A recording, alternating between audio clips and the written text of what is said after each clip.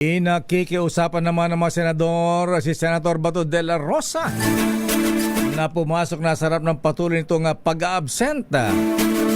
Baka nabawasan ng kanyang sweldo. Sa panayam ng DZRH, sinabi ni Senate President Pro Tempore Ping Lacson na ipinadadaan nila ang pag-uusap kay Senator Bongo na hikayatin na bumalik na sa Senado si Senator Bato. Sabi pa ni Senator Lacson, wala namang opisyal na kopya ng warrant of arrest ang International Criminal Court laban kay Bato. Nasasayang din umano ang maaring maikontribute ni Senator Bato bilang chairman ng Public Order Committee at apektado na rin ang kanyang trabaho sa Senado. Nato si Senator Ping Lacson. Through Senator Bongo, kausapin na pumasok, wala namang warrant of arrest. Ewan ko kung meron, pero officially wala. Tinanggi na nga ng ICC eh.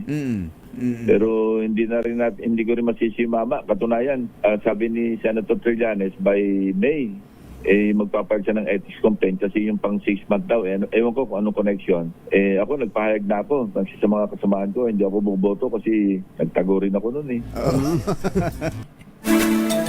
Pabiro pang sinabi ni Ping Lacson na wala daw siyang moral authority na magpayo kay Bato. Ayan. Aminado naman pala. Dahil siya ay model ng mga nagtago.